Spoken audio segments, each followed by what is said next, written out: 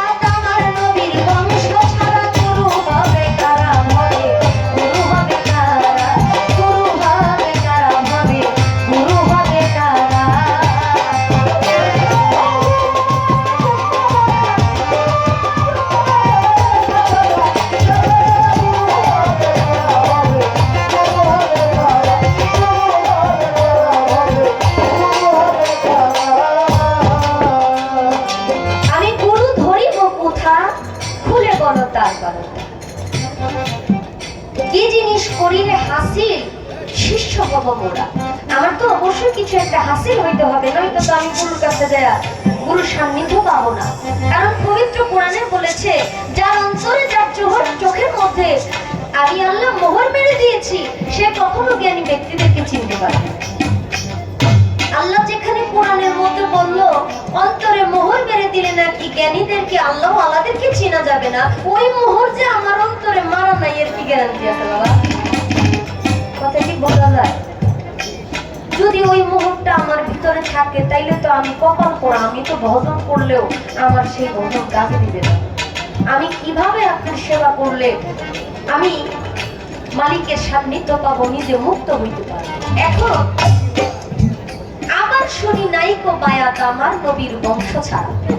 যারা নবীর আহলে বায়াত, আহল যারা, বংশধর যারা, তাদের কাছে আমার নবী বলে গেছেন, বিদায় হজ শেষ করে বিদায় ভাষণের মধ্যে ১৬ লক্ষ সহযাত্রীর সামনে আমার দয়াল নবী বলেছেন, আমি তোমাদের জন্য দুটি ভারী বস্তু রেখে যাচ্ছি। একটা হলো পবিত্র আল কোরআন, আরেকটা হলো আহলে বায়াত। আহলে বায়াত, আহলে বায়াত। নবীর বংশে হাত রেখে বায়াত গ্রহণ করতে হবে। নবীর বংশে হাত রেখে বায়াত গ্রহণের কথা বলছেন। আমি যে আপনার কাছে বায়াত নিব, আমি যে আপনার কাছে নিজেকে আত্মসমর্পণ করব, আদৌ কি আপনি নবীর বংশধর? যদি আপনি নবীর বংশধর হয়ে থাকেন, তাহলে আপনি নবীর বংশধর হলেন কিভাবে? আপনি নবীর বংশধর কিভাবে হইলেন? নবীর বংশধরের মধ্যে তো অবশ্যই একটা শাস্ত্রনামা আছে। আপনি কিভাবে নবীর বংশধর হয়ে গেলেন?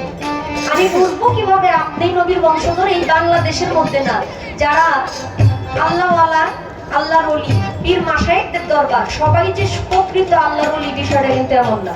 অনেকে এখনো, আমি বলতে চাই না এই কথা।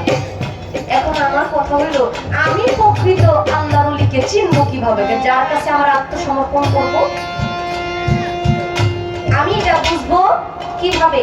আর প্রকৃত পক্ষে কি আপনি নবীর বংশধর? যদি নবীর বংশধর হয়ে থাকেন, আপনি কিভাবে নবীর বংশধর হইলেন? গুরু হলো কোন বাজাতে, বাজান খুলে বলো কোরআন মতে, কি বলতেছে বর্তমানে ওলি আল্লাহ যারা।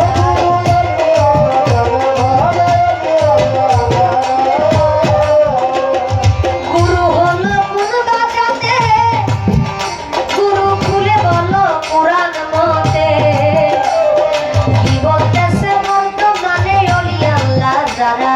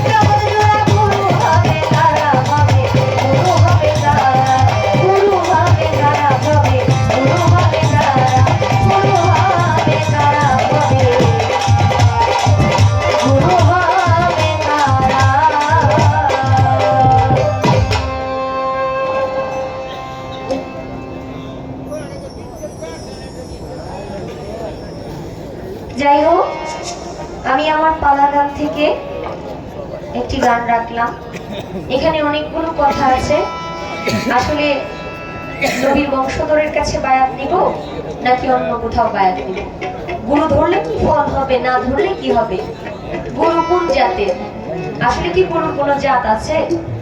কারণ গুরুর জাতটা থাকলে তো সহজভাবে বুঝতে পারবো। কারণ বলেছে, খেলাফতের ধারা যদি কেউ পালন করতে চায়, তার 8টা জিনিস বর্জন করতে হয়। আসলে কি কি জিনিস বর্জন করলে গুরু হওয়া যায়?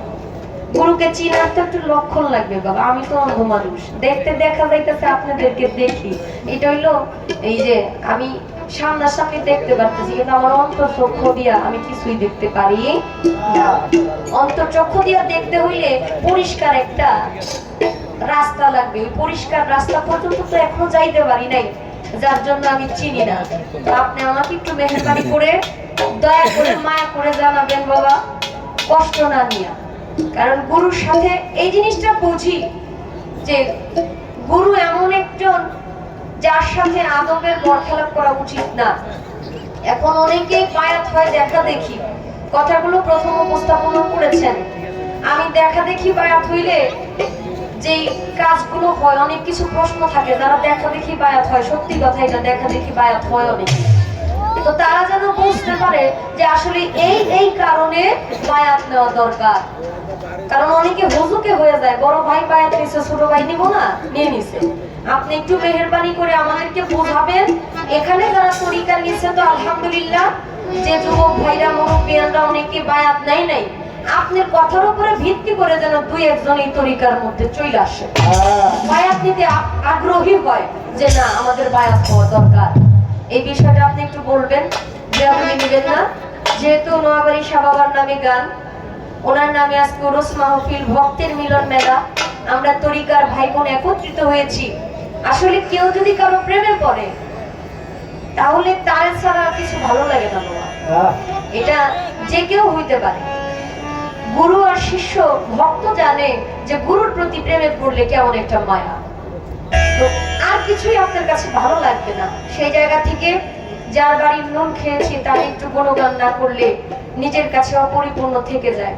আমি চেষ্টা করছি নোয়াবাড়ি শাহ বাবার নামে একটি গান রাখার জন্য, এরপর আমার গুরুজি দাঁড়াবে, গান করবে। আশা রাখছি আপনারা ভালো কিছু পাবেন।